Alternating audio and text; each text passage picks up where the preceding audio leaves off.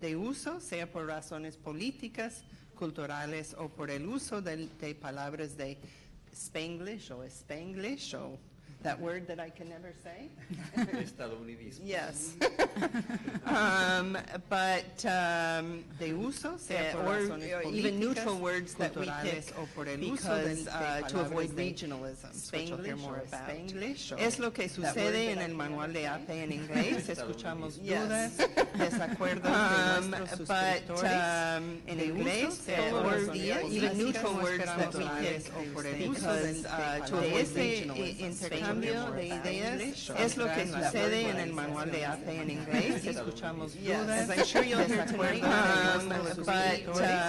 en inglés todos los días, even neutral words that we pick because to avoid intercambio de ideas es lo que sucede en el manual de APE en inglés. And we hear from Yes, as I'm sure you'll hear tonight, in inglés todos los días, even neutral words that we pick because to avoid intercambio de ideas es lo que sucede en el manual de APE en inglés. And we hear from Yes, as I'm sure you'll hear tonight,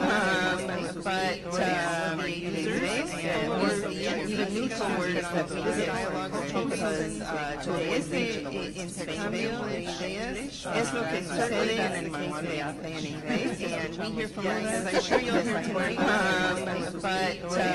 in inglés todos los días, even neutral words that we pick because to avoid intercambio de ideas es lo que sucede en el manual de APE en inglés. and we hear from as I'm sure you'll hear tonight, in inglés todos los días, even neutral words that we pick because to avoid intercambio de ideas es lo que sucede en el manual de APE en inglés. and we hear from as I'm sure you'll hear tonight, in inglés todos los días, even neutral words that we pick because to avoid intercambio de ideas es lo que sucede en el manual de APE en inglés. and we hear from as I'm sure you'll hear tonight,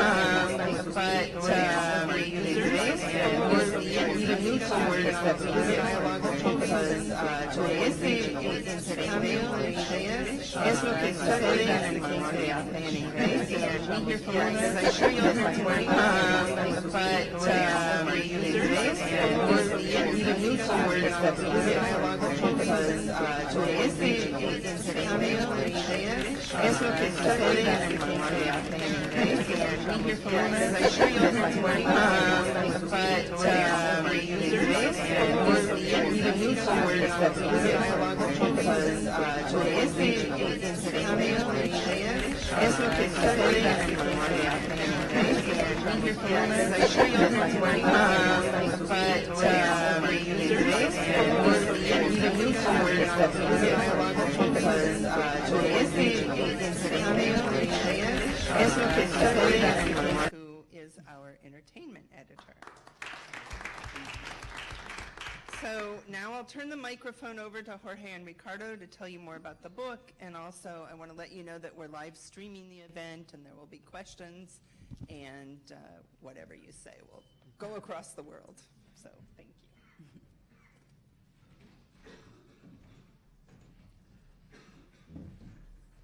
Bienvenidos a todos. El lenguaje es un reflejo de la sociedad, sus tiempos y su gente. Por ejemplo, cuando dos aviones embistieron las Torres Gemelas del Bajo Manhattan, el mundo cambió. Y cambió también el periodismo. Para las agencias internacionales de noticias se hizo vital enfrentar nuevos términos. El servicio en español de la Associated Press súbitamente tuvo que hallar respuestas para preguntas como ¿cómo se escribe Al-Qaeda? ¿Cómo se escribe Talibán? ¿Portaaviones con una A? Con dos A. Como el supervisor del servicio en español del APE ese fatídico día, empecé a recopilar en un simple memorando todos los términos nuevos. Con el paso del tiempo, el proyecto fue creciendo, hasta convertirse en un robusto documento para uso interno. De cuando en cuando surgían sugerencias para hacerlo público. Y ahora, finalmente, les ofrecemos el manual de estilo online de la AP. El producto existe solo en Internet, lo cual facilita la búsqueda de palabras. El objetivo ahora no es solamente estandarizar el uso de ciertos términos a nivel interno, sino también ofrecer una guía para escritores, editores, periodistas y académicos sobre el uso del español. Welcome all. Language is a reflection of a society, its time and its people. When two planes crashed into the Twin Towers in Lower Manhattan, the world changed, and so did journalism. For international news agencies, it became vital to deal with strange new terms. The AP Spanish News Service suddenly had to find answers to questions such as, how do you write Al-Qaeda in Spanish? What about Taliban? How do you describe a Humvee? Can we use the word Marine? As the supervisor of the Spanish News Service on that fateful day, I began taking notes of the new words and shared them with my colleagues as a simple, informal memo. As time went by, however, the project grew and grew until it became a robust document, and even though there was sometimes word about making a Spanish-style book public, it remained an internal document. Until today. We now present you with a Manual de Estilo Online de la AP. It is an online-only product,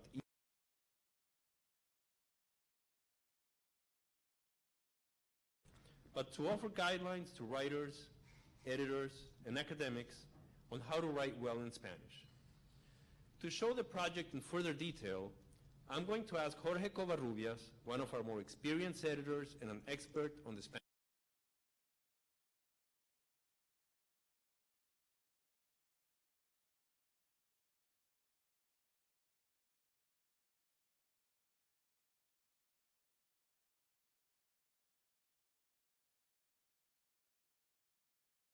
Queremos que nuestro manual le sirva a la mayor cantidad de gente, pero ¿por qué no nos cuentas un poco con detalle por qué este manual es representativo del habla de toda la gente del continente?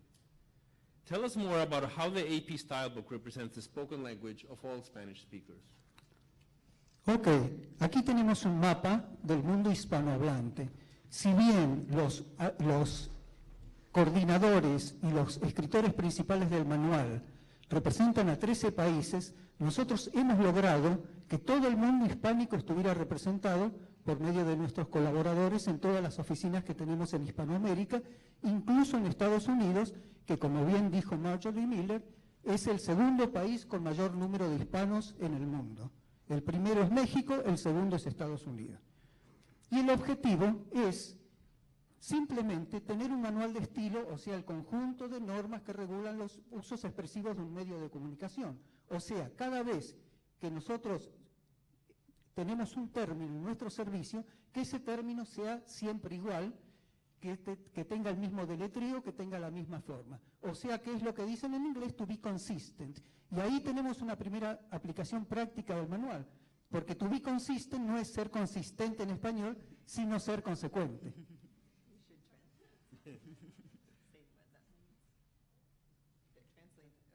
I think, yeah. Can you translate what you said a little bit? Just the consistente. Ricardo, dale tú. Well, should I go ahead? Yeah, Jorge was explaining that one of the practical uses of the style book was to be consistent among the Spanish users, and he made the reference that it's very common to hear Spanish speakers translate consistent as consistente, which is a first guide in our one of the first guides in our style book, that the translation in Spanish for consistent is not really consistente, it's consecuente. es lo que se llama un falso amigo, que parece ser, pero no es. Bueno, Jorge, eso está bien, pero explícanos un poco mejor por qué este manual es útil para gente que está en todas partes de Hispanoamérica. Why is this style book useful for anybody in the Americas? Bueno, es útil porque nosotros empleamos un español universal. Si en México utilizan alberca y en Argentina pileta, nosotros usamos piscina, que es el término que todo el mundo comprende. Si en Chile usan benzina y en el Río de la Plata nafta, nosotros usamos gasolina, que es el término común para todos. Nosotros al autobús no le llamamos guagua, camión, ómnibus o colectivo. Y a un niño no le llamamos chavo como en México, no le llamamos cipote como en Nicaragua, El Salvador, no le llamamos guirro como en Honduras, le llamamos niño para que todo el mundo comprenda. Y al igual que nosotros no usamos regionalismos, argentinismos, mexicanismos, colombianismos, no usamos estadounidismos. Nosotros no decimos parada sino desfile, no decimos aplicar sino solicitar. Y no es porque estén intrínsecamente mal, porque a lo mejor el uso va a determinar que sean aceptados con el tiempo, sino porque nosotros no aceptamos regionalismo, pero los hacemos constar en nuestro manual para que todo el mundo sepa qué es lo que se debe usar y lo que no se debe usar. Ahí tienen ustedes el manual de estilo, esta es la portada, y ahora empezamos para dar una muestra de lo que es. Bueno, tenemos ahí en la letra A, empezamos con Augenay-le-Chapelle, que es un término que a veces causa confusión entre los traductores. Es Aquisgrán, es una ciudad histórica importante, porque fue sede del imperio de Carlomagno. Y tenemos también siglas, tenemos regionalismos, ahí ven abanico por ventilador, tenemos palabras compuestas, tenemos topónimos, tenemos gentilicios, tenemos también términos de física como Big Bang, ¿qué es Big Bang y cómo se dice? Tenemos términos también de finanzas y tenemos en algunos términos, algunas palabras como acentuación, que ustedes van a ver la palabra más. Quiere decir que ahí hay una explicación un poquito más sustanciosa. Y ahí, por ejemplo, en acentuación, nosotros seguimos las reglas de la última ortografía, que fue un poco controversial, pero nosotros estamos al día con la ortografía del 2010. Y como vieron en la primera imagen, a veces en alguna palabra hay un pequeño ícono o icono que quiere decir que ahí se va a pronunciar. No solamente van a tener cómo se escribe, sino cómo se pronuncia. También tenemos búsqueda avanzada. Supongamos que nosotros nos encontramos con la palabra Latvia. Latvia es un país, ¿dónde está? ¿Qué es? Entonces, vemos ahí en la búsqueda avanzada que nosotros tenemos Latvia, Letonia. Les aclaro que el diccionario acepta las dos, pero de todas maneras, como nosotros tenemos un manual de estilo y queremos uniformar, vamos a usar el término tradicional en español. Tenemos Letonia, cuál es el gentilicio, cuál es la capital. O sea, tenemos en poco muchos datos. Ahí tenemos la ñ, que es la característica de nuestro idioma. Y tenemos, como la ñ se presta mucho a la afectividad, como la ch por algún motivo, tenemos muchos regionalismos. También de pronto tenemos glosarios de varias disciplinas. Uno de ellos es de moda. Y decimos, bueno, moda, ¿qué es eso? Para mí es un poquito esotérico, ¿no? Y tenemos Kohlneck, ¿qué es? Vamos a ver. Y ahí tenemos una explicación, que la dan los expertos en moda. Tenemos también de pronto el glosario de deportes. Y en el glosario de deportes vemos chilena. Todo el mundo sabe que la chilena es una señora de Chile. ¿Pero qué es en deportes? Entonces uno busca y ve que la chilena es una jugada que los fanáticos del fútbol se van a dar cuenta enseguida. Jorge was making a reference to the word chilena, which obviously means a woman from Chile, but he was emphasizing that we have a separate chapter on sports. If you look up chilena on our sports chapter, you can see that it not only means, in sports it doesn't mean a woman from Chile, it means a way to score a goal from behind in the soccer field. Bueno, Jorge, nosotros, la AP tiene su style book en inglés, su manual de estilo en inglés. Cuéntanos o explícanos cómo fue útil el style book, el manual de estilo en inglés, para nosotros que hicimos el manual de estilo en español. The AP already had a style book. It was an English language style book, very famous, the AP style book. How was that useful to us for the Spanish language style book? Ok, nosotros tenemos el manual de estilo en inglés que está en su edición número 47. Y nosotros hemos usado ese manual de estilo en inglés como una de nuestras fuentes principales. Porque estamos en un país donde los hispanos han alcanzado 50 millones de personas y su porcentaje llega al 15-8%. Acá tenemos el mundo hispánico y entonces vemos en ese mundo hispánico el país con más número de hispanohablantes es México, el segundo es Estados Unidos, tercero España, cuarto Colombia, quinto Argentina. Quiere decir que en Estados Unidos hay más hispanohablantes que en todos los países hispanos menos en México. Y esa es la proyección de los hispanos, de acuerdo con la Oficina del Censo. Y vemos que del 16 actual va a llegar al casi el 24% en el año 2050. Quiere decir que a mitad de siglo Estados Unidos va a tener más de 100 millones de hispanos. Y si se prolonga la tendencia demográfica, a fin de siglo, Estados Unidos quizás podría superar a México en el número de hispanohablantes.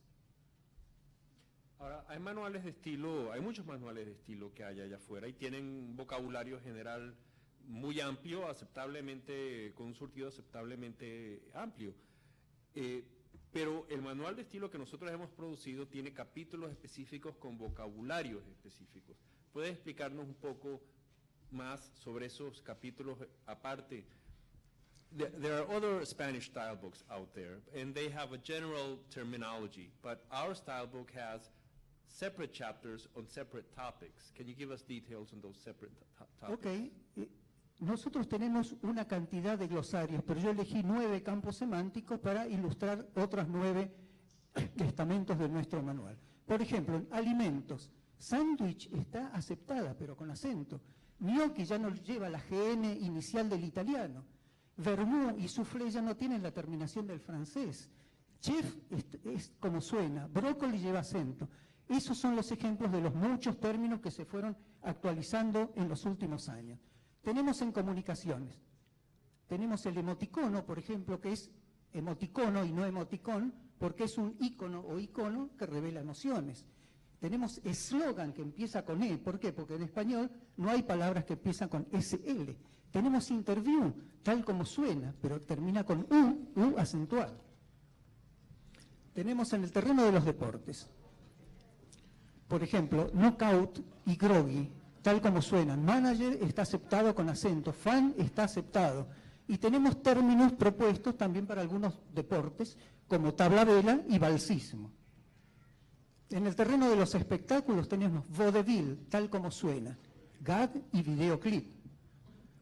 En el terreno de la música tenemos el cha-cha-cha. El cha-cha-cha es una sola palabra acentuada al final. Popurrí termina con I acentuada. Baffle, tal como suena, pero con una sola F. Tenemos también en tecnología una cantidad de términos que han sido aceptados recientemente. Entre ellos, sapeo. Ustedes tienen el zapping y nosotros ya tenemos el sapeo, que está aceptado por el diccionario de la Real Academia Española. Tenemos faxear, disquete, el ratón. Bueno, el ratón ya es clásico.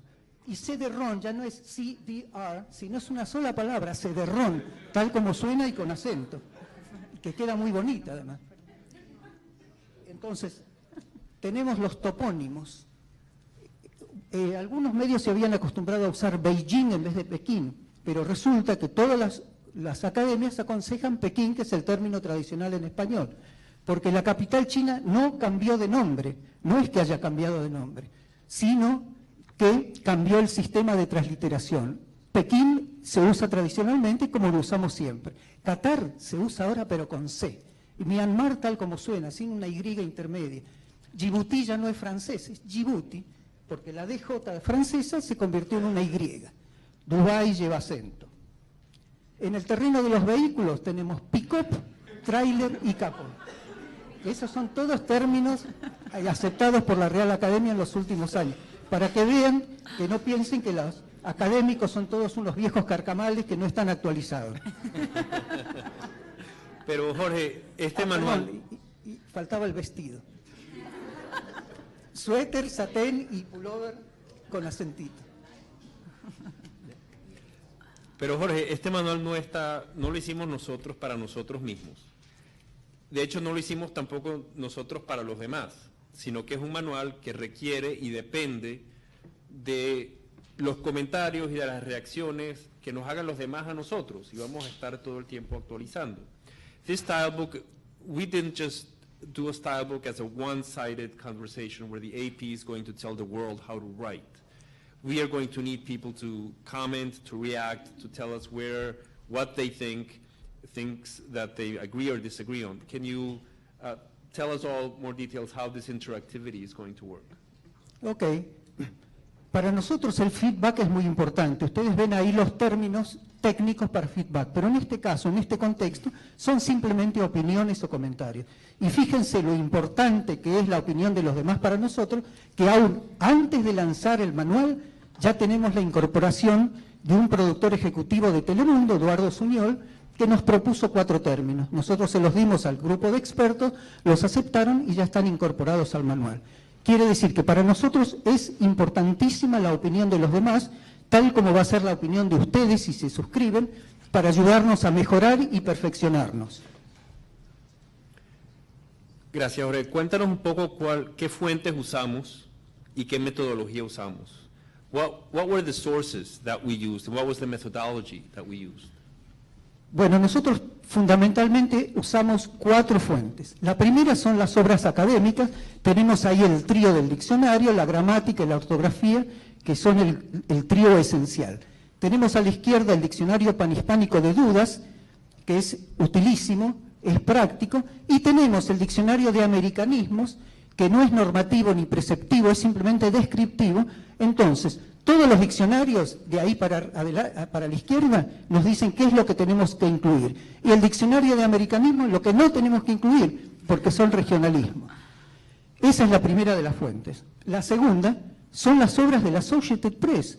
Como les dijimos, nosotros tenemos el manual de estilo en inglés que ya lleva 47 ediciones. Quiere decir que tenemos ahí toda una riqueza a través de las décadas. Tenemos los manuales de estilo, el Style Book. Ese es un poquito pirata, es mío, es el manual de técnicas de redacción periodística, que era de redacción, pero tiene algunas pequeñas secciones que son de estilo.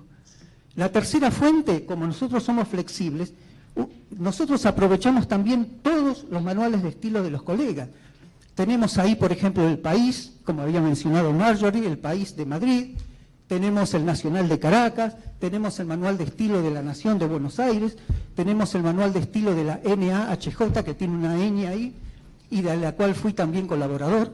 O sea, nosotros tenemos fuentes propias, académicas, y de otros colegas. Y la cuarta fuente, no menos importante, es la experiencia nuestra, acumulada a través de décadas.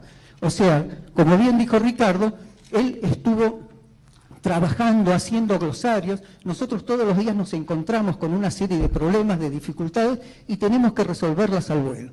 Entonces, esa fue la cuarta e importantísima fuente nuestra. Jorge, para resumir, ¿qué diferencias hay, qué hay de nuevo entre este manual, el proyecto nuestro que acabamos de hacer, y los demás manuales? How is this style book different from all the other style books out there? Bueno, el nuestro tiene una constante actualización. Ustedes ven, el manual de estilo en inglés del 2012 tiene más que el 2011. El del 2011 tenía más que el 2010. El del 2013 va a tener algo más. Nosotros nos estamos actualizando constantemente. Nosotros en este manual estamos a noviembre del 2012. El mes que viene estaremos a diciembre del 2012. Ahora, ustedes fíjense, el último diccionario impreso de la Real Academia Española es del 2001. Y ustedes dirán, ha pasado mucha agua bajo el puente en esos 11 años. Efectivamente. Entonces, entre el 2001 y el 2011, entre esos 10 años, entre artículos nuevos, artículos suprimidos y artículos enmendados, hay 22.000 actualizaciones. Y esas 22.000 actualizaciones están en nuestro manual en los términos que nos corresponden. Ahora fíjense, por ejemplo, si ustedes ven, este es uno de los artículos nuevos. Si ustedes ven en el diccionario del 2001 no está la palabra migrante. Y ustedes dirán, ¿cómo? ¿Está emigrante? ¿Está inmigrante? ¿Está migración? Bueno, ya la academia ha subsanado ese hueco y ahora está migrante. Y esto es para que tengan una idea de cómo son los artículos nuevos, los artículos enmendados, los artículos propuestos para eliminar. Entonces, la importancia de este manual es que está actualizado, es eternamente joven, eternamente fresco y eternamente útil.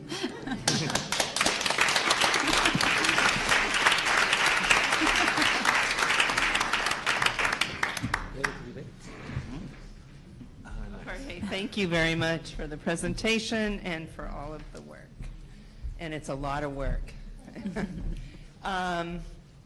Okay, so now I'd like to proceed to the panel discussion. First, I'll introduce the panelists. Let's start with the middle. Isaac Lee is the president of News for Univision Communications, the leading Spanish language media company in the United States. Isaac is responsible for strategic and editorial oversight of programming and production across the Univision networks, Univision Local Media and Univision Interactive Media. Previously, he founded and served as editor-in-chief of the influential magazine Poder, and he spent more than a decade leading journalistic teams at a variety of prominent publications serving Spanish-speaking audiences in the U.S. and Latin America. Isaac, thank you so much for joining us tonight. Edward Schumacher Matos is the Ombudsman for National Public Radio. He has spent more than 3 decades as a reporter and editor in the United States and abroad, serving as a columnist for the Washington Post, Ombudsman for the Miami Herald, and founder of the Spanish-language Rumbo chain of daily newspapers in Houston, San Antonio, Austin, and the Rio Grande Valley. Excuse me. He also served as the founding editor and associate publisher of the Wall Street Journal's Spanish and Portuguese editions. Thank you so much to you as well. Thomas Kent. Tom is the deputy managing editor and standards editor of the AP, responsible for standards of fairness, accuracy, and quality across the organization. He lectures internationally on media ethics and newsroom organization. He's a former international editor of the AP, news editor of the AP's World Services Division, bureau chief in Moscow, and chief of APN operations in Tehran during the Islamic Revolution. Excuse me, among the many other positions that I didn't have time to list. Sorry, can I have my one? Thanks. And he speaks Russian, French, and Spanish. Excuse me.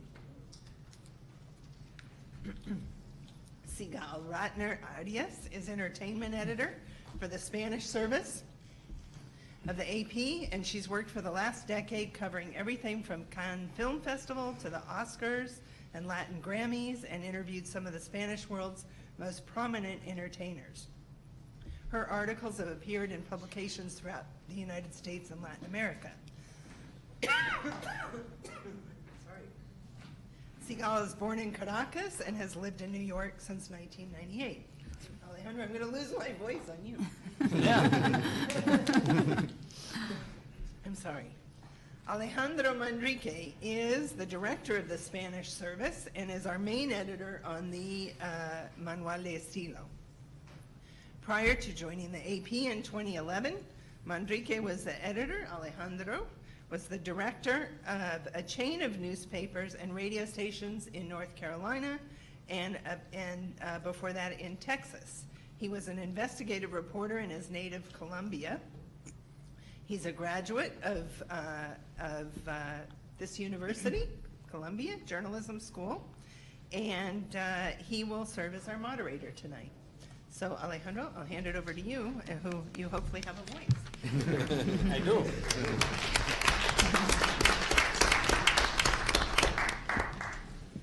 Buenas noches. Buenas noches. Gracias a Ricardo y a Jorge por esta presentación tan completa que hicieron del manual de estilo online de la AP.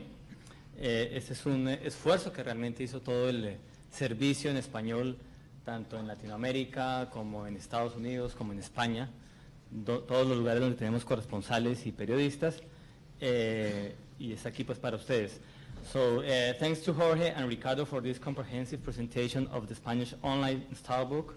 This is an effort on the part of the entire Spanish service in the U.S., Latin America, and Spain.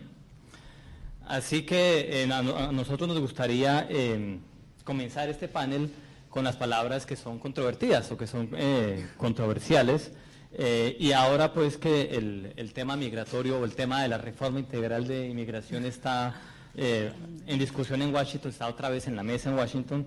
A mí me gustaría preguntarle a Tom Kent que nos explicara cuáles son nuestras directrices en el uso de la palabra inmigrante ilegal y de otros términos relacionados. So I want to begin out our panel with the discussion of the entries that might be controversial. Now that the immigration issue has took center stage in Washington, I would like to ask to Tom Kent to explain our guidelines on the usage of the words illegal immigrant and other related terms. Tom? Gracias, Alejandro, y buenas tardes. De hecho, hay muchas preguntas alrededor de este término y es un tema que hemos discutido largamente al interior de la agencia y que no tomamos a la ligera. I'll come back to English in a few minutes. No, para empezar, les diré que nuestro manual de estilo es un manual internacional para uso en muchos países. En el mundo de habla hispana, el término inmigrante ilegal se puede encontrar con frecuencia en periódicos y emisiones de noticias. Los periódicos mexicanos hablan de inmigrantes ilegales provenientes de Centroamérica, en España de inmigrantes ilegales de África. Pero estas palabras deben ser utilizadas de manera cuidadosa y cada organización de prensa tiene derecho a su estilo propio. Nuestro manual acepta este término en algunos casos, pero no hacemos obligatoria su utilización. ¿Por qué? Porque cada persona tiene una historia distinta. Si, por ejemplo, una persona fue traída al país de niño por sus padres, quienes entraron contra la ley, yo diría que inmigrante ilegal es el término incorrecto.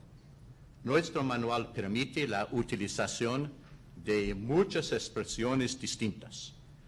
Entre ellas están que ingresó al país sin permiso o que carece de documentación para residir legalmente. No es que inmediatamente le pongamos al sello de inmigrante ilegal a todos. Existe el argumento de que el término inmigrante ilegal significa que la persona misma es ilegal y no tiene derecho a la existencia humana. Yo solo puedo decir que hay muchos periodistas hispanos que frecuentemente escriben expresiones tal como leñadores ilegales, mineros ilegales, vendedores ilegales, y es claro que están hablando de lo que hacen y no de quiénes son. Algunas organizaciones recomiendan la expresión inmigrantes indocumentados. El principal problema que tenemos con esta frase es que no es precisa.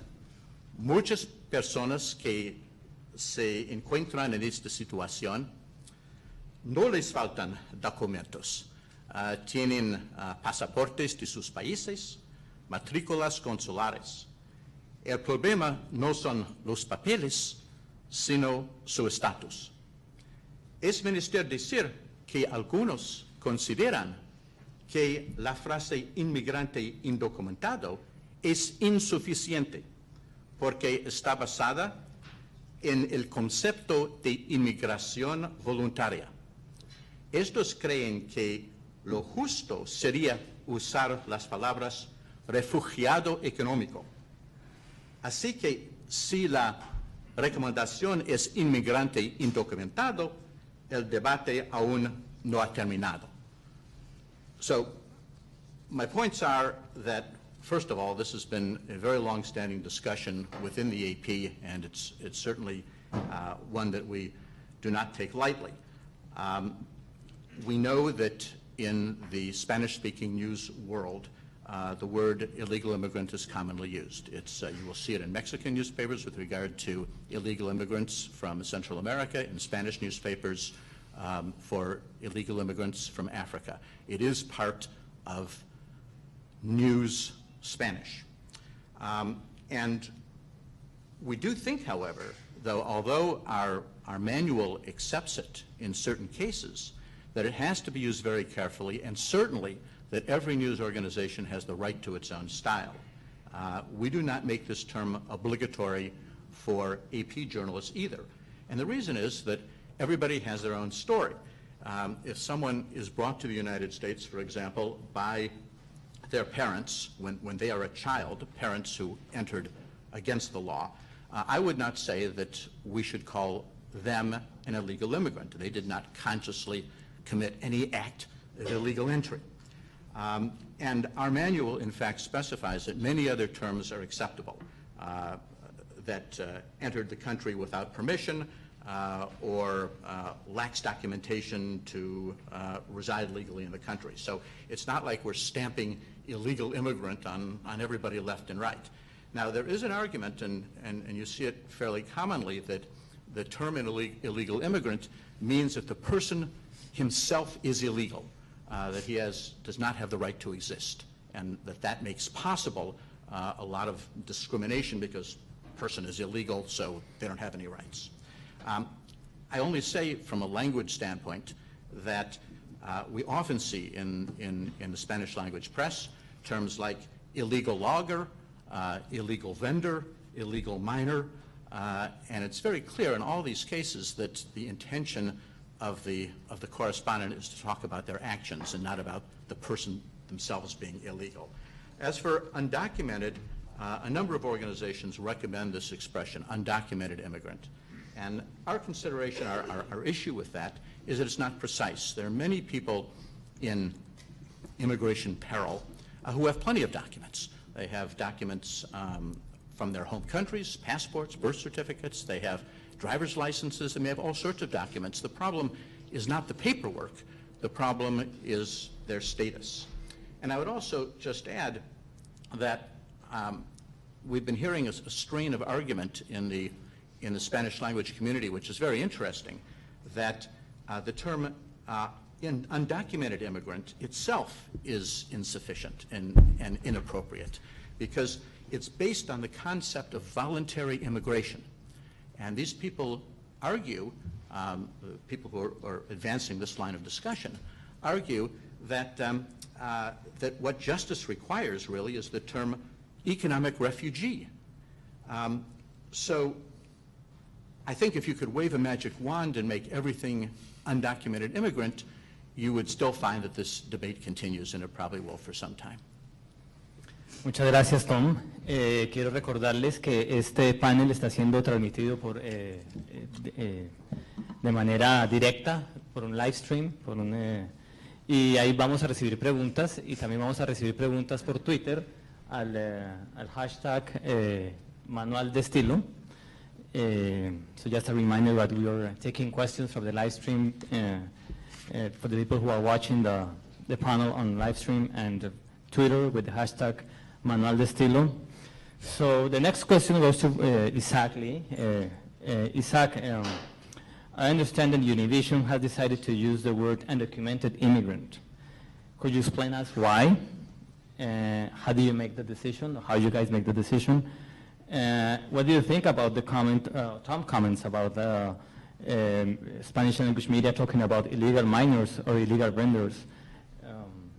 Y la pregunta que sigue es para Isaac, a quien le estamos preguntando, le estamos diciendo que nos explique por qué Univision decidió utilizar las palabras inmigrante indocumentado en sus historias, en sus reportes, y que nos explicara por qué, cómo se llegó a esa decisión y qué piensa acerca de las palabras que son, digamos, de uso común en la lengua española, como vendedores ilegales, mineros ilegales, etcétera, etcétera, etcétera. Isaac.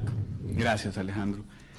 Buenas noches para todos. Primero, le quiero pedir a Ricardo que me haga el favor de traducir lo que yo voy a decir en español cuando le parezca oportuno, porque yo no traje mis comentarios escritos y luego esto me va a dificultar mucho poder traducir como lo están haciendo de bien aquí mis colegas. Entonces, si les parece bien, lo voy a decir en español y le pido a Ricardo que haga un resumen sin venezolanismos, por favor, para ustedes. Les agradezco mucho el trabajo que han hecho. Creo que tener un manual de estilo de la AP nos va a ayudar a todos. Creo que es un aporte inmenso para todos los que hacemos periodismo en español en la región, y creo que el trabajo vale mucho la pena. Siempre le he tenido un miedo terrible a la gente como el profesor Covarrubias, porque desde que empecé mi carrera como periodista, los expertos en español y los que garantizaban que se utilizara un buen manual de estilo me la hacían pasar muy mal. Así que les tengo muchísimo respeto. He wants to thank the AP for producing the Spanish style book. He thinks it's very useful. It's going to be very useful. And he confesses that he's always been afraid of people like Jorge, because people who always demand the correct use of language made it very difficult for him in school. Yo no soy un experto en este tema, yo no pretendo serlo, pero sí voy a hacer unos comentarios sobre cuál es mi posición frente al uso del término inmigrante ilegal y por qué no estamos de acuerdo. I'm not an expert in this subject, nor do I pretend to be, but I would like to explain our use of the term illegal immigrant and why we disagree.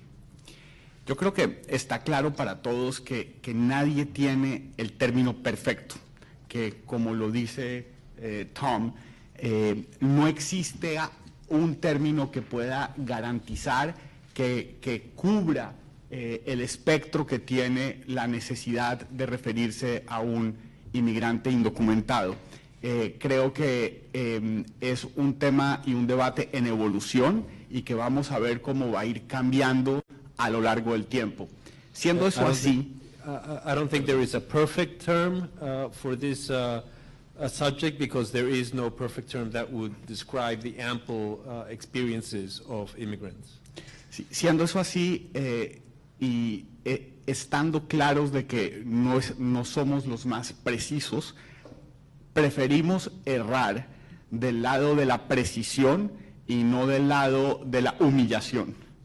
Nos parece que el término inmigrante ilegal sí se refiere a que la persona es ilegal y no sus actos. Creo que hay una diferencia grande cuando uno habla de un vendedor ilegal o de un minero ilegal que de un inmigrante ilegal, porque la referencia no es a su oficio, sino a la persona misma, y eso le da una connotación completamente diferente.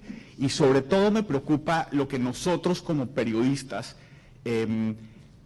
transmitimos a la comunidad en cuanto al efecto que tienen nuestras palabras para la interpretación de las otras personas.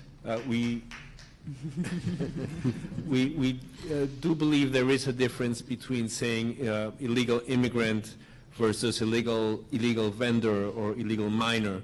We do think that illegal immigrant the word illegal in this case does describe the person, does refer to the person, and Not the activity. yeah, and we did not want, not the activity, and we did not want, we were very careful and very aware, very self-conscious that our words and the way we use language affects other people. Sí, creo que en una sociedad como la que vivimos, en donde estamos sufriendo los efectos de humillación a miembros de la comunidad hispana, como por ejemplo ocurre con el caso de el sheriff Arpaio, en donde las condiciones en las que se trata a los inmigrantes indocumentados son realmente deplorables. Son un buen ejemplo del efecto que tienen estas palabras y de la responsabilidad que nosotros tenemos que tener como periodistas y el cuidado que tenemos que tener en cuanto a la percepción que tengan estas palabras para la comunidad. Creo que a pesar de que los inmigrantes sean indocumentados, hay ciertos servicios básicos, hay ciertas necesidades básicas que no se le pueden negar a ningún ser humano, y cuando le ponemos el sello de ilegal, se presta para la interpretación de que estos inmigrantes no tienen acceso a estos derechos. In these times when we have cases of immigrants being humiliated, being mistreated, as he cited the case of the Sheriff Arpaio in Arizona, we have to be extra careful as journalists in the way we use these terms. And we have to be aware that we have to make an extra effort that these terms do not cause further harm. Sí, creo que el hecho de que un término se use y sea preciso no significa que está bien. Y creo que es una distinción importante. Desafortunadamente yo no puedo deslindar mi experiencia personal como un nieto de sobrevivientes del Holocausto, y entiendo perfecto que cuando a cierto grupo de la población los llamaban judíos y era utilizado el término judío para identificarlos, podía ser preciso y podía ser cierto, pero no necesariamente estaba bien hacerlo. Y creo que estamos en una evolución en donde si nosotros miramos hacia atrás cómo se referían a los afroamericanos o cómo se referían a los homosexuales, diferentes medios de comunicación en Estados Unidos, nos vamos a dar cuenta que dentro de unos años, cuando miremos hacia atrás, espero que la AP y otros medios de comunicación hayan reflexionado sobre esto y estén utilizando una manera para describir a los inmigrantes indocumentados que sea más humana y que vaya más de acuerdo con las consideraciones que se tienen que tener con estas personas. He says that the fact that a term is correct does not necessarily mean that it should be used in a certain way. And he says he is a grandson of Holocaust survivors, and he remembers a time when the word Jew was used to qualify a certain group of people. And at the time, the use of the word was precise, it was accurate, it was correct, but yet it was used to demean and humiliate a group of people. Muchas gracias, Isaac. Thank you very much. I want to ask now Edward Schumacher, who has a broader perspective on this issue, given your journalistic experience in Spain, in Argentina, in New York, in Texas. What is your take on the immigration, on the illegal immigrant and the undocumented immigrant? Así que le voy a preguntar a Edward, que tiene una amplia experiencia en Europa y en América Latina y en estados hispanos o con mayoría hispana como Texas o como la ciudad de San Antonio. ¿Cuál es su opinión sobre este tema? Que no se puede ganar hablando de este tema. You can't win talking about this. Mira, probablemente yo soy el único aquí que ha sido un indocumentado o un inmigrante ilegal o en el día mío un illegal alien. Yo viví como illegal alien cuando era un teenager sin saberlo, 7, 8 años. Era algo técnico, pero me invitaron a salir del país o ir a Vietnam como un soldado común privado, ¿no? Okay. I'd say that I'm probably the only one here who's been an illegal alien, as it was called in my day, or a undocumented or something like that. You know, in my role at NPR, I really try to come to grips with the subjective issue of how terms are come to be defined in a society at any one time and how they change. En el NPR, no, hay que... ¿Lo quieres en español también? Hay que... Por favor. Intento como el ombudsman, o sea, el defensor del lector y oyente,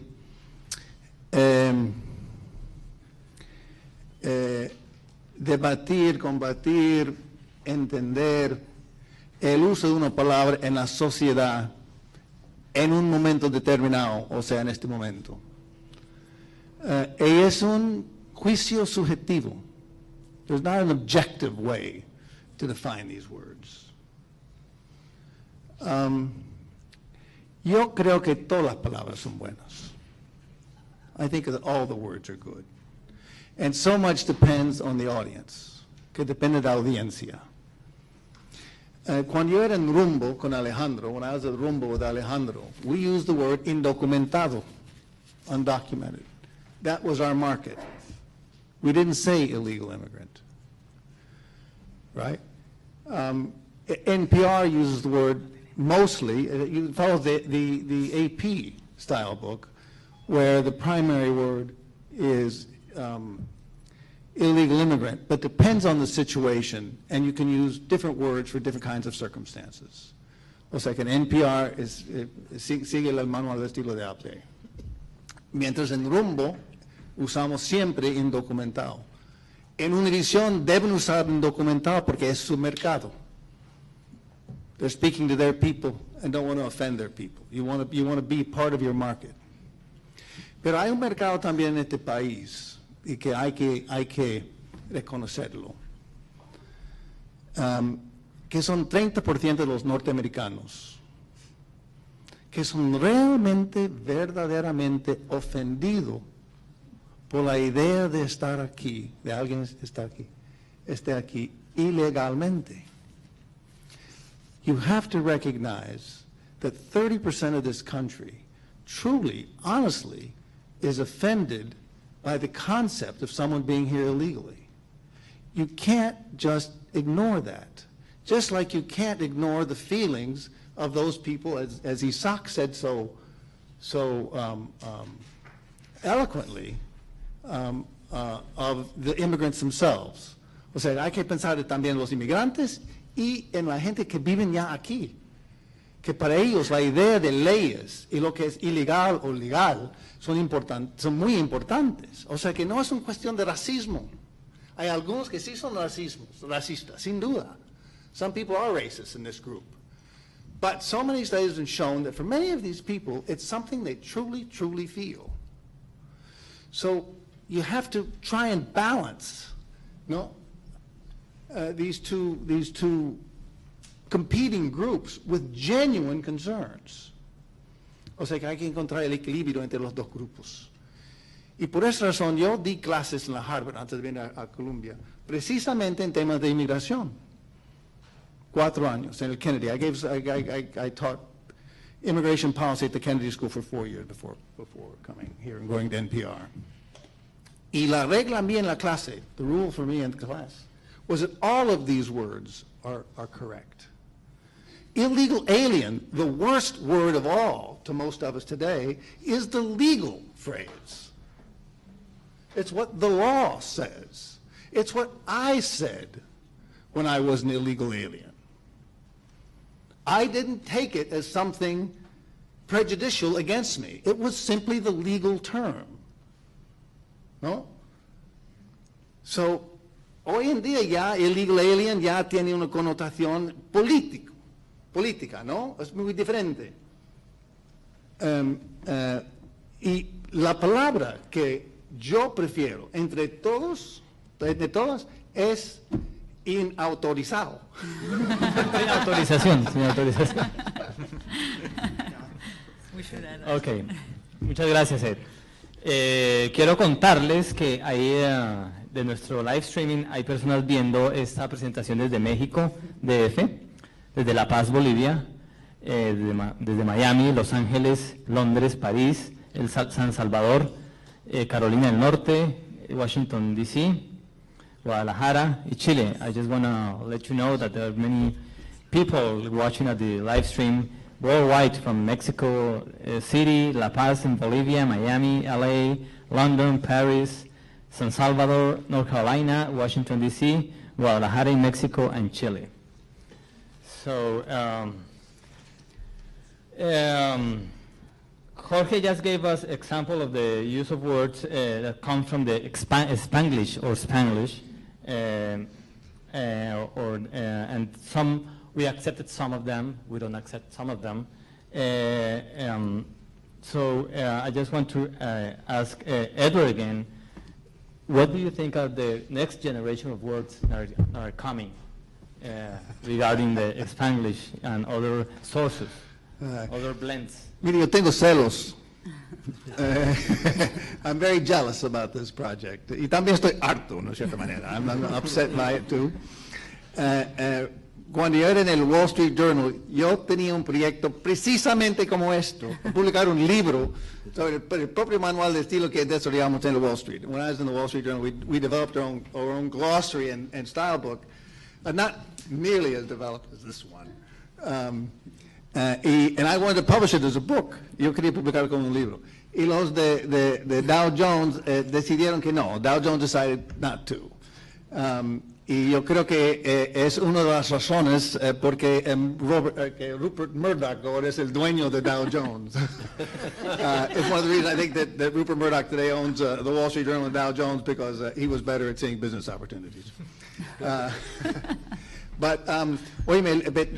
Pero the only thing we didn't do was give a vote to the American Hispanics in developing our glossary. No dimos un voto a los hispanos de este país, precisamente por el problema de los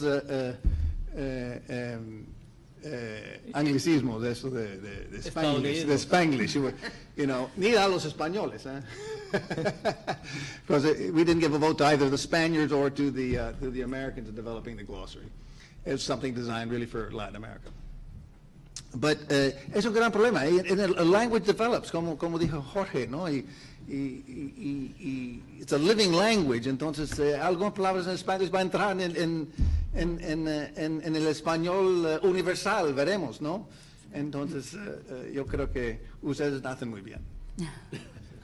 Thank you, Ed. Muchas gracias. Isaac, your point of view on the next generation of words that are going to come to the Spanish, to the language of Cervantes. Sí, yo estoy de acuerdo con Ed. Yo creo que si Cervantes leyera un libro de García Márquez o uno de Alberto Fuguet, se sorprendería mucho y encontraría que el español que se está usando es distinto al que él considera que es el apropiado. Pero yo no creo que le podemos dejar solamente a los españoles decidir qué es lo que está bien y qué no, sobre todo siendo ya los hispanos más que los españoles y teniendo también derecho a participar en el debate. En Univisión estamos haciendo un esfuerzo grande para utilizar un buen español, para hacer un buen uso del español, porque creemos que ese es un aporte a la comunidad, pero estamos conscientes de que la lengua está en evolución, que está viva y que irá cambiando. We are in Univision, we are trying to use the correct Spanish as much as we can, but we are also aware, we are conscious of the fact that language evolves. Sí, quisiera hacer la siguiente aclaración. Usted dijo muy bien, no, que España no tenía por qué dictar el lenguaje para 450 millones de hispanohablantes, pero resulta que ese problema ya lo ha aceptado la Real Academia Española, porque en los últimos 25 años ha decretado una política panhispánica y ahora hay 22 academias de la lengua, una es la mía, que está acá en Estados Unidos, hay una en Filipinas, una en España, 19 en Hispanoamérica, y ahora la gramática, la ortografía, todas las obras académicas, el diccionario, están compaginadas por las 22 academias. Cada academia nombra a un grupo de expertos, ese grupo de expertos tiene un coordinador, el coordinador lo envía a España, y España recibe el aporte de sus 21 academias hermanas. Gracias, Jorge. ¿Le puedes traducir a...? Isaac had previously mentioned that he thought that the Spaniards from Spain shouldn't be the only ones to dictate the norms of correct Spanish usage.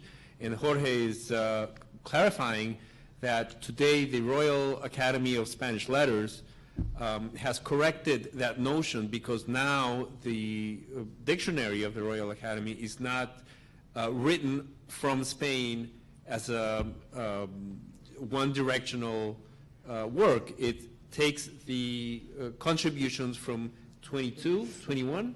And the Spanish. Yeah, other 21 academies of the Spanish language in all the Americas, and it coordinates the correct terminology and produces its text. Is that right? Así que estamos hablando casi que de un español globalizado, ¿no? Que es un poco la intención de nuestro manual, tener un uso estandarizado del español. Y hablando de globalización, quisiera preguntarle a nuestra editora de entretenimiento, a Sigal Ratet Arias, sobre cómo esta cada vez más increciendo cultura del entretenimiento, de la propia cultura que se ha venido globalizando, el impacto de la industria de la moda, de la música, digamos como traspasado esas fronteras y han influido en el español. Sí. So let me say it in English. Now I want to turn to Sigal Ratner Arias, our entertainment editor, to ask her how, in an increasingly globalized world, with globalized culture, how the Cervantes language has been impacted by the fashion industry, the music, the culture. Definitivamente, vemos muchísimos ejemplos de Spanglish que se están colando. Hay unos que nosotros hemos aceptado e incorporado como reality show, que empezamos diciendo programa de realidad simulado, empezamos diciendo, eso fue una sugerencia de Ricardo que nos pareció apropiada para describirlo, cuando empezaron a surgir los reality shows y no sabíamos cómo decirles. Pero ahora en toda Latinoamérica ya usan reality, ni siquiera incluso sin el show, reality show, lo aceptamos, lo adoptamos. Hay otros que no hemos adoptado todavía, por ejemplo, secuela para sequel. Es uno de esos amigos engañosos, como dice Jorge. Falsos amigos. Falsos amigos. Que sequel en verdad, en español, quiere decir la continuación de una película, la segunda parte, la tercera, la cuarta, la que venga. Pero en español secuela es consecuencia de algo, no es realmente una continuación de una película, pero lo vemos todo el tiempo. Hace una semana vi en el Nuevo Herald una nota de F que decía que anuncian la posible secuela de, creo que era Casablanca, y yo, ¿y qué secuela? ¿Tiene consecuencias esa película? Ese no lo hemos aceptado. In English, there are English terms that we have incorporated to our language, like reality show, and there are terms that, although widely used, we have not, like secuela as a translation for sequel. The proper translation for sequel of secuela in English, it would be a consequence for something, and sequel would be the next movie, the part 2, part 3. And so on. En cuanto a, también tengo otros ejemplos como pluralización y capitalización de títulos. Por ejemplo, he visto mucho, ganó 5 premios Arieles, 5 Arieles. Nosotros no pluralizamos en español los nombres propios de premios, tampoco los Oscars o los Óscares, no lo hacemos, preferimos usar, ganó 5 premios Oscar, ganó 5 premios Oscar, ganó 5 Oscar incluso. Igual que no decimos los Garcías en español, sino los García, decimos los Oscar o... Hay excepciones como los Globos de Oro, estábamos pensando en eso esta mañana, pero... Como me decía Jorge, globos no solo un nombre propio, sino también es una palabra, globo no es García, no es Grammy, se tiende ahí a flexibilidad, pues. Y también en el manual de estilo van a poder encontrar lo que nosotros consideramos es el uso apropiado de mayúsculas, bueno, y según la Real Academia también, no capitalizamos, no le ponemos... capitalization, bueno, capitalizamos, de hecho, mayúsculas, un error mío. No le ponemos mayúsculas a todas las palabras de un título, a menos que tenga un nombre propio dentro del título. The use of capitals in Spanish titles and awards categories. We respect the capitalizations of songs, movies, and other titles when in English, but we do not capitalize those when in Spanish. And in regards to fashion, our growing list of translations includes our preferred Spanish translations of all sorts of styles. I'm looking here at materials prints like stilettos, preppy, edgy, herringbone, houndstooth check, etc., and so on, many, that have given us headache, yes. No, well, we have the translations for those, yes. ¿Y cuál sería? Bueno, por houndstooth check, estampado de pata de gallo, tengo aquí. Un estilo edgy, es un estilo arriesgado. Stilettos sí hemos usado, pero a veces ponemos entre paréntesis que está con de aguja. Preppy, estilo colegial, o en otros lados le dirían fresa. Herringbone, estampado de pescado, que espero que se vea mejor de lo que suena y que no huela tampoco. Muchas gracias, Sigal. Isaac, ¿una opinión al respecto? No, yo. Sí. Es que es muy difícil dar una opinión sobre esto. Yo creo que hay que encontrar la palabra más neutra que pueda servir para que se entienda para todo el mundo, y no siempre va a ser una que funcione para todos, pero hay que tratar de encontrar las palabras neutras que se entiendan en todas partes. Es muy difícil. Y eso es lo que estamos haciendo en este manual de estilo, buscar las palabras neutras. ¿Quieres traducirlo, Isaac? He just said that it's very difficult to find general word, a neutral word that will be useful for everybody, but it's necessarily to keep trying to use words that are the widest possible acceptance. Ahora sí les quiero decir que cuando yo escriba cualquier artículo y utilice pick-up, como dice ahí, o CD-ROM, me lo van a devolver porque está mal. He mentions some phrases that we have showed that we are now accepting as Spanish spellings of certain words in English, like pick up or CD-ROM. But he says if I wrote an article using that spelling, they wouldn't publish it because they would think it's wrong. But you can show them the dictionary. It's there. I need your phone number to connect them to you. Muchas gracias, así concluimos nuestro panel y queremos abrir ahora la mesa para que ustedes hagan preguntas. ¿Sí? Un segundo, ya te van a traer, they're going to give you the microphone.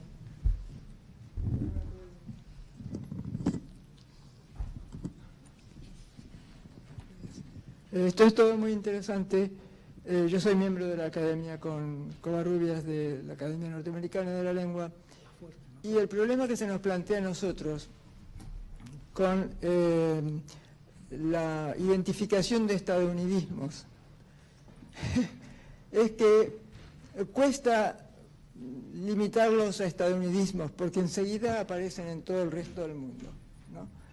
Términos que tienen sentido acá, son español, son palabras del español que amplían el significado en muchos casos simplemente por el contacto con el inglés. Entonces nosotros decimos, bueno, en Estados Unidos tiene sentido que ciertas palabras en contacto con el inglés, en español, que hubieran sido falsos amigos en algunos casos, o antes. Yo hace 30 años que traduzco cosas que al principio eran totalmente errores de traducción, hoy son la norma, ya no se puede ir contra ciertos, digamos, ciertas aceptaciones y asimilaciones por el inglés. Entonces, el tema, cuando se pregunta a uno cuál es el futuro del español, cuál es el próximo paso, el próximo paso va a ser muy rápidamente una asimilación por contacto con el inglés de términos, ¿no? Términos que ustedes mismos, sin darse cuenta, los están diciendo. Alguien dijo controversial, ¿no? Cuando lo correcto, si vamos a decir lo correcto por el diccionario, es controvertido, ¿no? Entonces, lo correcto, el tema de lo correcto es lo que realmente estamos considerando, ¿no? ¿Qué es lo correcto? Y lo correcto es tan fluido actualmente que es un poco difícil. La idea, me parece, la idea mejor de estos manuales es que sean, que se vayan actualizando constantemente, ¿no? Es decir, ya no estamos más en decir lo correcto es lo que está en este diccionario, que a lo mejor, por ejemplo, si fuera el DRAE del 2001, ¿no? Ya el DRAE publicado del 2001 no es más lo correcto en todo, ¿no? Entonces la única manera de manejar la lengua es ir actualizándola, porque va rápido, va demasiado rápido. Bueno, por ejemplo, aparte de esto, de analizar, de tener en cuenta que lo correcto es relativo, ¿no? Y que el diccionario no es la última palabra, nosotros nos enfrentamos con el DRAE, ¿no? Y estamos proponiendo continuamente nuevas incorporaciones en función de lo que en Estados Unidos sería lo correcto, ¿no? Por contexto. Pero la última pregunta que voy a hacer es esta. Una de las palabras que veo que incorporaron es manager, pero con G. En el DRAE está con Y, hay que decir Y ahora. por fonética, ¿no? Entonces me llama la atención porque ¿cuál es el criterio fonético, ¿no? para tomar un préstamo como es manager, ¿no? Y la otra pregunta es, ¿qué consideran Spanglish, ¿no? Porque los préstamos no son necesariamente Spanglish. Spanglish es la hibridación de términos, ¿no? If I can just try to summarize what you've been saying, but basically, I think well, it was a lot. But let me do it first in Spanish because the live stream's cut it. So I'll do the Spanish and you do. No, I think we need to move on to English. It was a lot, but what the point that one of the most interesting of the many points she made is that the pace at which these words are going to start working their way into the Spanish language is accelerating. And that constantly the language will need to be updated, and I would say that that's one of the reasons that we want to do this online, because it takes too long to print it and reprint it, and it's too costly, and we expect to be adding in words, really monthly, and so I would say that. And did you want to answer, Jorge? Let me repeat it in Spanish because the live stream didn't get her question. Así que en español las preguntas eran dos, básicamente después de una corta intervención sobre lo rápido que está cambiando el español y lo fluido que debe ser esa actualización. Una pregunta es por la utilización de la palabra manager con tilde y con G en vez de manager con la doble L. She was asking about by what criteria we make certain decisions on spelling. ¿Qué es la fonética? By the arbitrary criteria of Professor Covarrubias. No, el criterio es un poquito ambiguo por ahora. Si aceptan manager es porque lo pronuncian manager y no manager. Y además quería aclarar que controversial ya está aceptada en el diccionario. Gracias, maestro. Siguiente pregunta.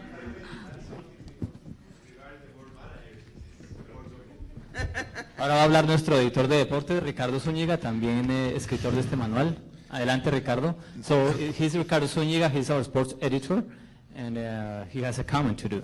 Yeah, regarding the word manager and other words that are sports related, the criteria we used is the regions in Latin America in which they are used.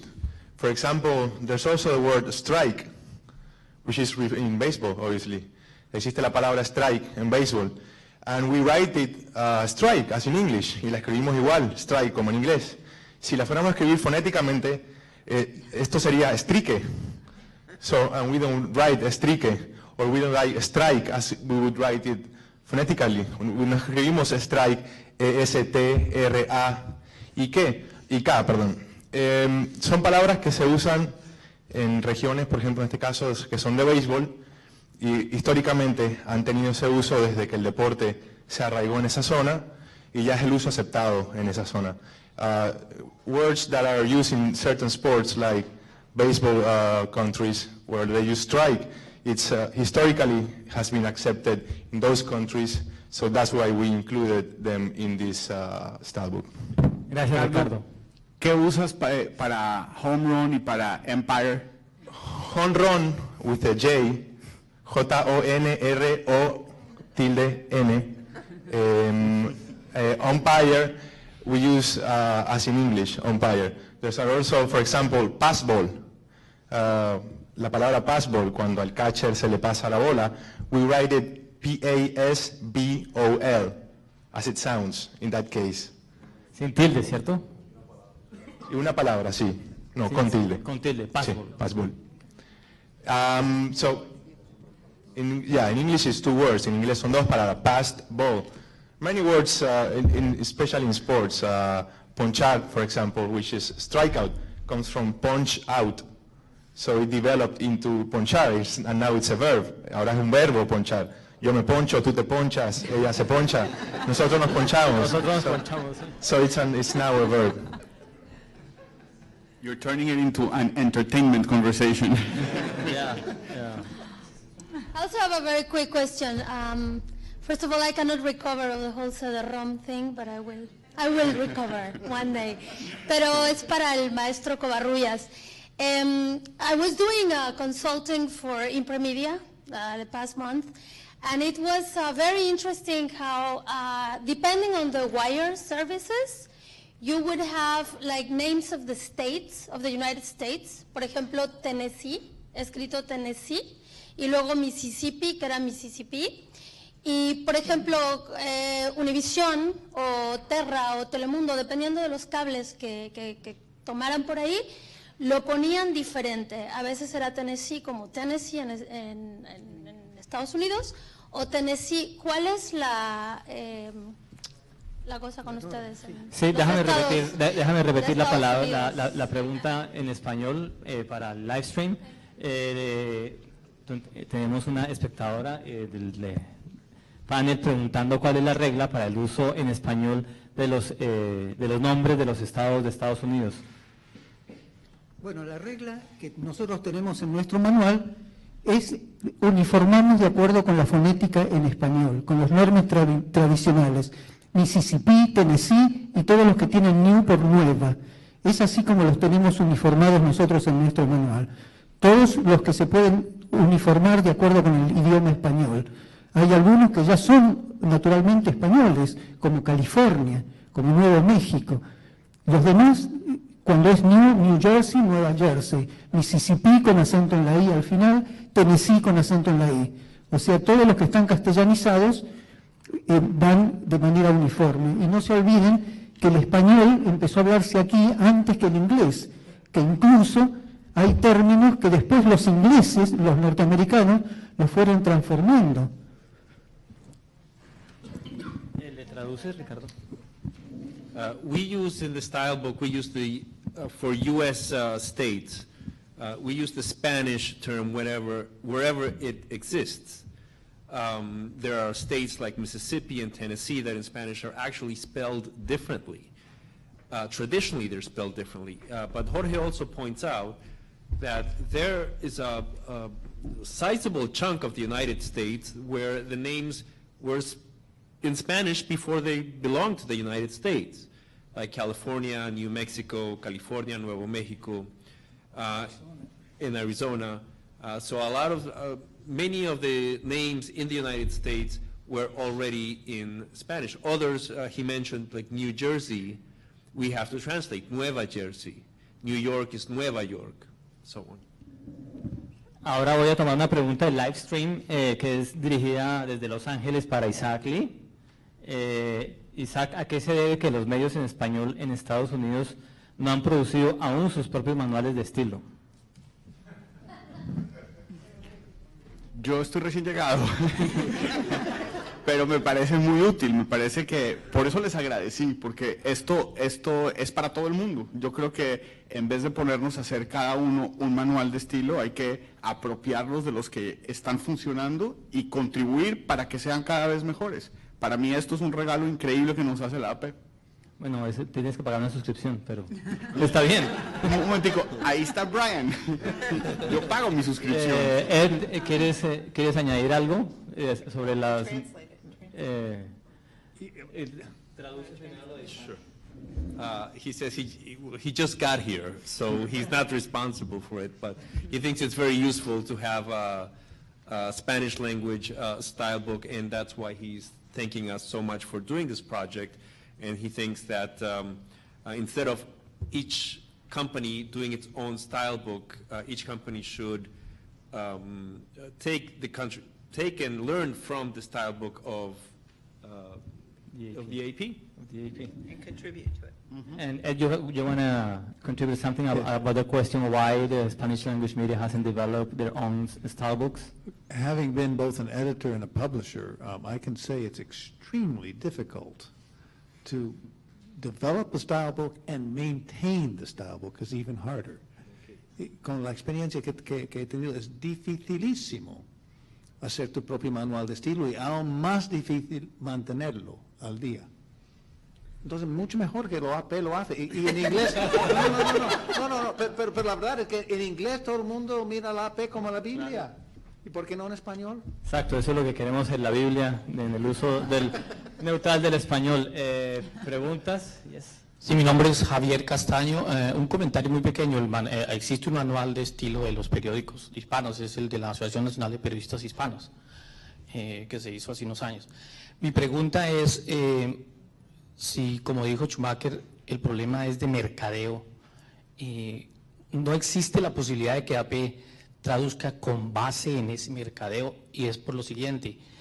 ¿Cómo tradujeron, por ejemplo, el término straw? Porque, por ejemplo, es el pitillo, es el sorbeto, es el popote, es la pajita, pero si yo uso aquí popote en Nueva York, casi nadie lo va a entender, ¿no? Los puertorriqueños no lo van a entender, los colombianos menos, por el pitillo, ¿no es cierto? Y la otra pregunta es, ¿por qué AP va a cobrar por el manual? Si existe, si uno como dice mi hija, Google, papi, is your first friend. So, eso está lleno de manuales ahí. Can you translate the question, Ricardo, and let Jorge answer? Yeah, he asked two questions. First, correct me. You asked about the use of the word straw in Spanish. How did we translate straw, like straw when you drink? In Spanish, different countries have different terms for it. So how did we solve that problem? And he's also asking, why is the AP charging for its Spanish style book? Bueno, yo puedo contestar la primera, no la segunda. No me quiero meter en problemas. Ahora, la segunda la va a contestar Colin ahorita. Colin Newvine, who is our product manager. Adelante. Sí, nosotros hemos eludido cuidadosamente esa cuestión para no entrar en problemas, porque es un término que es muy difícil de tener un término universal y válido para todos. Unos dicen canuto, otros dicen popoto, otros dicen pajita, otros dicen pajilla. Entonces, ¿qué es lo que usamos? Todavía no hemos llegado a un consenso sobre cuál es el término más universal. Ahora, para eso nosotros consultamos a todas las oficinas y una vez que llegamos a un consenso, vemos cuál es el promedio mayor que podemos utilizar. Pero por ahora hemos eludido muy cuidadosamente esa cuestión. We have not yet solved that problem. What we do in cases like these is that we consult with our correspondents all over Latin America, and we determine what is the widest use, and that's the one we use. And the question for Colleen is why we're charging for the style book. Yeah, and my high school French isn't going to help me a lot here, so I'll let you guys translate. So I'm the product manager for both the English and the Spanish language AP style book, both of which originated as an internal tool because we have people spread out in so many different places and consistency is important. But the amount of time and energy that goes into developing and maintaining that product in order for us to be able to dedicate people with this kind of expertise to doing this, we need to be able to support that. And so to the extent that we do anything, whether it's taking photos or covering the Olympics or covering the US elections, we need to keep the lights on. So we welcome your input. It's very much a conversation, but in order to be able to provide that, these people like to pay the rent. Exactamente. There's another question, Colleen, from Twitter. How does one obtain the manual de estilo? I'm so glad you asked. ¿Pero traduce la respuesta? Sí, Colleen Newvine es nuestra gerente de producto. Ella es la que coordina la producción tanto la producción y la venta, la parte de mercadeo tanto del manual de estilo en inglés como de español. Y ella explica que tanto el manual en inglés como el manual en español empezaron como documentos internos de la AP, pero con el tiempo, a medida que se hizo más difícil y se exigió más tiempo y más energía mantenerlos al día, para compensar ese tiempo y esa energía y para compensar al talento que se necesita para escribir, redactar, investigar todos esos documentos, se hizo necesario cobrar por esos productos. And so the follow-up question is how do you get the Manual de Estilo? So we have the website here and up here. If you go to manualdeestiloap.com, it's a year-long subscription, and right now we're offering it only to existing customers of AP's Spanish services. We're in a beta launch. And in order to encourage people to participate and give us this feedback that's so valuable to us, we're offering a beta discount, an introductory discount. You'll subscribe for a year. Then you can use it on your desktop, on your laptop. It's mobile optimized with responsive design, so you can also use it on your tablet or on your smartphone. Take it with you. And we have individual subscriptions. We also have site licenses. So if you have a newsroom where you have your own local style and you'd like to add that in, you're able to add your own local entries or notes on the things where you may disagree with us, like at Univision. But we do plan to, early next year, make it available to anyone. So this is for the next few months, while we get the bugs out. No, just kidding. To give, to encourage our clients to subscribe and to get their feedback, because they're the ones who will be using it en masse at first, and then it'll be available to the public. Sí, Colina nos señala que está la dirección aquí y lo pueden ver allá también. Pero ella enfatiza, el producto es lo que llaman un beta launch, está en una fase beta, una fase experimental todavía, está disponible ahora solamente para los clientes del servicio en español de la AP, por ahora, pero sin embargo, a partir de principios del próximo año, va a estar disponible al público en general. Ella también dijo que es importante, este producto es interactivo, necesitamos y queremos las reacciones de ustedes, de los clientes, de los estudiantes, por medio de la cuenta del manual, por el website, por Twitter, por lo que tengan acceso, que pues nosotros nos vamos a nutrir de los comentarios de ustedes para mejorar el producto. ¿Cuánto cuesta el manual? How much it costs the product, Colleen? $26 for an individual user, $210 for 10 users, with about a third off right now for the beta period. Entonces cuesta $26 al año por una suscripción individual, $210 por una suscripción para 10 personas, con un descuento del 30%. Y esos detalles están en el website, en manualdestilo.com, manualdestiloap.com. You'll find the details of all of the prices and the cost. Next question. We have only left 2 more questions. Next question. Ok, yo tengo una duda acerca del tema de buscar las palabras más neutrales. Si acá estuvieran algunos analistas del discurso, tipo Van Dijk, Wodak, Farclaux, dirían que la palabra escrita no es neutra y que está cargada de la ideología política de quien escribe. En tanto, la duda que me surge es, ¿no será que en la búsqueda de esa neutralidad las agencias informativas están asumiendo una postura política? ¿Qué piensan ustedes? Traduces y She has a question. Is there such a thing as a neutral term? Is there really such a thing?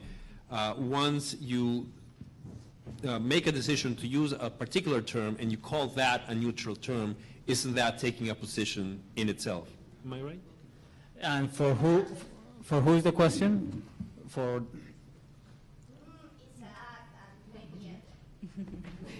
para Isaac y Edward la pregunta de la neutralidad, si la neutralidad es posible, la neutralidad absoluta y completa. Así como la objetividad absoluta y completa es imposible. Yo creo que cuando se habla de neutralidad es tratar de buscar la palabra que se entienda por mayor número de gente, no porque tenga un impacto neutro en cuanto a la interpretación de la palabra. Eso es lo que yo entiendo. O sea, es tratar de buscar qué palabra se entiende en el mayor número de países, no cuál es la palabra que más fiel es a su significado solamente. Sí, yo quisiera decir algo también. La señorita tiene mucha razón. Las palabras son polisémicas, ya vienen cargadas de significación. Y el problema del escritor es domesticar esas palabras, porque ya vienen con una carga. Y en distintos países tienen distintas cargas. No hay palabra neutral en sí. Lo que pasa, como muy bien dice el colega, que se trata de utilizar la palabra que más gente de habla hispana pueda comprender. O sea, no es que sea neutra. Lázaro Carretera hablaba del estilo de grado cero. Es imposible, las palabras ya vienen cargadas. Y el escritor, al contrario que un matemático o un músico que usa números que no tienen necesariamente una connotación, o notas que son como símbolos matemáticos, tenemos el problema de que tenemos que domesticar esas palabras, que ya vienen llenas de significación. O sea, no hay un lenguaje neutral. Lo que sí se trata es de que lo entienda la mayor cantidad posible. Yo puedo decir que este es muy frecuentemente un problema en el Medio Oriente. Nos parece que no hay ninguna palabra que se acepta en Israel y por los palestinos. The only thing we can really do is to try to vary language, use different terms, so people don't say that you always say this, you always say that. Una variedad de terminología nos ayuda. You want to add something? Solo Kafka tiene la contestación. Kafka, en la Metamorfosis. Ok, last question, última pregunta. ¿Cuál es la diferencia entre usar el término hispano o latino y cuál es mejor aceptado? Maestro. Bueno, hispano y latino son distintos. El latino incluye al hispano. El latino es todo lo derivado del lacio, y latino incluye a todos los habitantes de los países que utilizan lenguas romances. O sea, tanto latino es un hispanoamericano, como un español, como un italiano, como un francés, como un rumano, como gente que habla otros idiomas casi desaparecidos, como el romanche. O sea, el latino es mucho más amplio que el hispano. El hispano es el que proviene de Hispania. Quiere decir que hispánico está incluido dentro de latino, pero latino es más amplio que hispano. Bueno, muchísimas gracias. Un segundo. We need translation.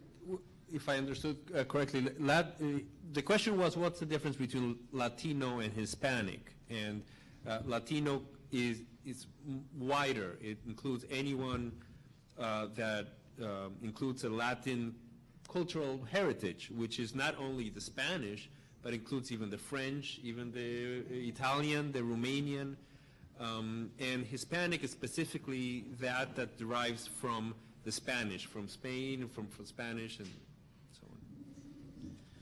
Así concluimos entonces nuestra presentación del manual de estilo. Muchas gracias.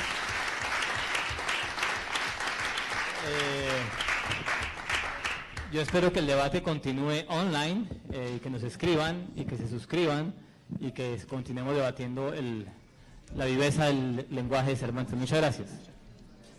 Please, if you haven't already, join us for a glass of wine in the back. Hay vino y hay hors d'oeuvres.